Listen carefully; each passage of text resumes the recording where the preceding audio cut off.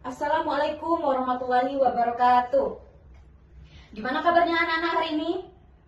Alhamdulillah sehat semua ya. Sebelum kita memasuki pembelajaran pada hari ini, marilah kita berdoa menurut agama dan kepercayaan kita masing-masing. Berdoa dimulai. Berdoa selesai.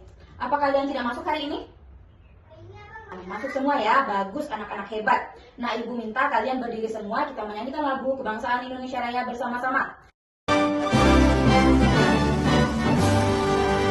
Seperti biasa, sebelum kita belajar, kita melakukan ice breaking dahulu. Tepuk semangat bersama-sama ya. 1, 2, 3. Tepuk semangat.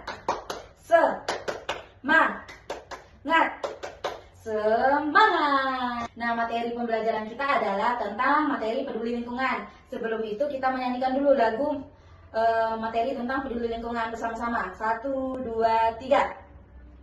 Di sini bersih, di sana bersih, di mana-mana semua bersih.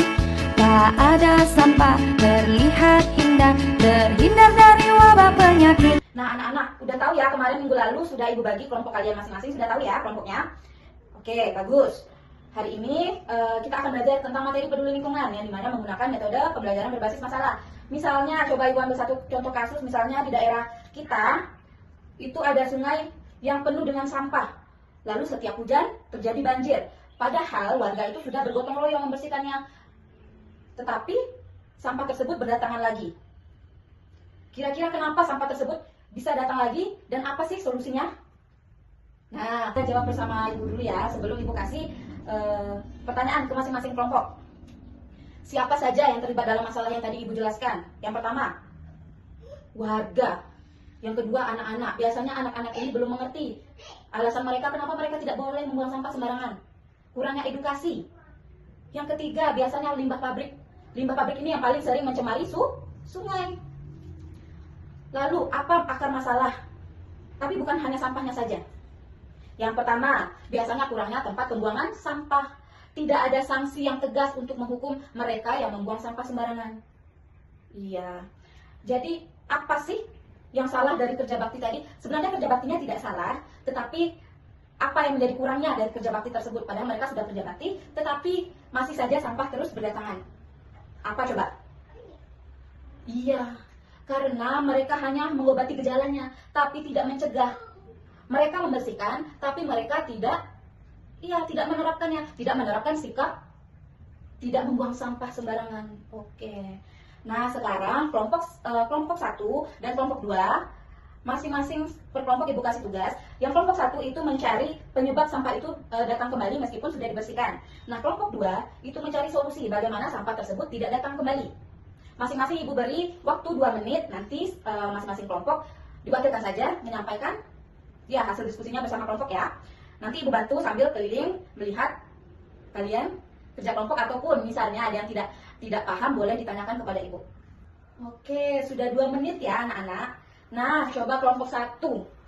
Kira-kira apa sih yang menjadi penyebab sampah itu terus berdatangan kembali meskipun sudah dibersihkan? Yang pertama, iya, tidak adanya sanksi yang tegas. Yang kemudian kebiasaan buruk. Kira-kira kalau membuang sampah sembarangan itu kebiasaan buruk apa baik?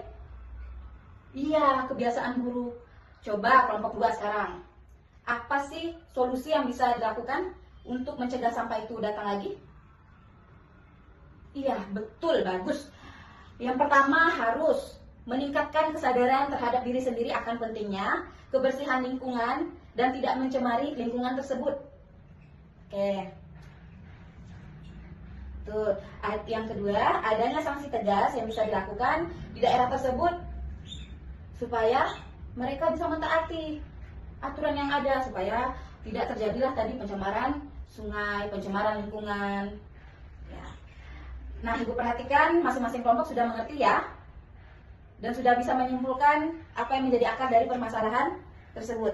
Oke, coba ibu mau tanya, kelompok siapa yang bisa menyimpulkan satu solusi terbaik untuk mencegah sampah itu kembali lagi? Kelompok 2, oke.